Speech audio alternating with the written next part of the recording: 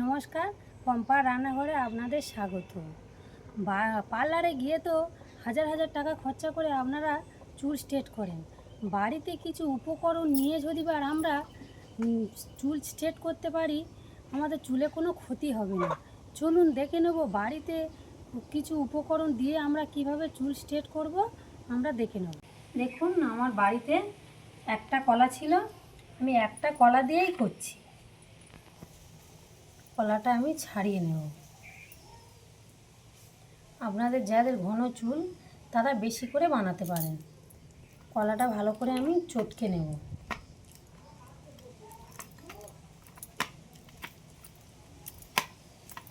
কলাটা আমি চটকে নিয়েছি। এবারে এখানে দিয়ে দেবো আমি টক দই।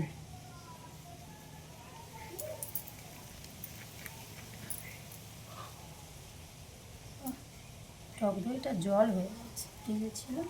এখানে আমি 2 চামচ টক দই দিয়েছি।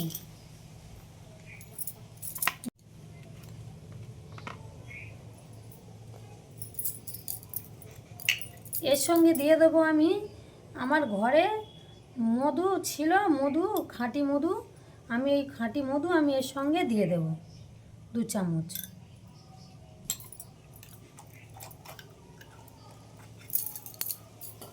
দিয়ে আমি ভালো করে ফেটে নেব।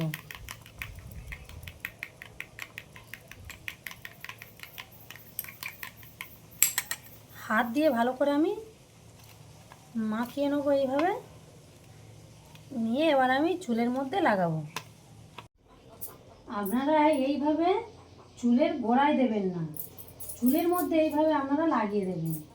দেখুন আমি কিভাবে লাগাচ্ছি, আপনারা দেখে নিন। চুলের ভিতরে দেওয়ার দরকার নেই, চুলের ওপরে আপনারা এইভাবে লাগিয়ে দেবেন। সম্পূর্ণ চুলগুলো নিয়ে এইভাবে আস্তে আস্তে করে আপনারা লাগিয়ে দেবেন।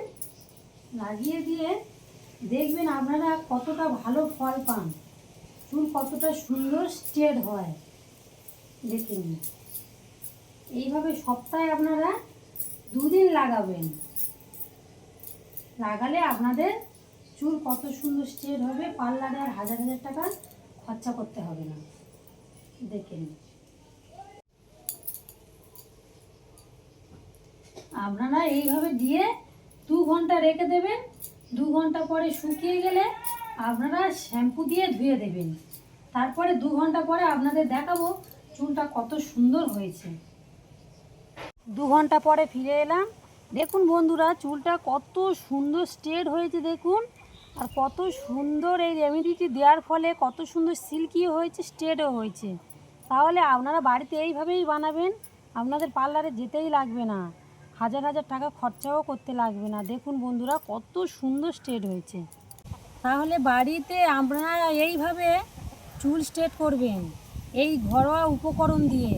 এই ভিডিওটি ভালো লাগলে লাইক, কমেন্ট, শেয়ার, সাবস্ক্রাইব করে দেবেন। ধন্যবাদ।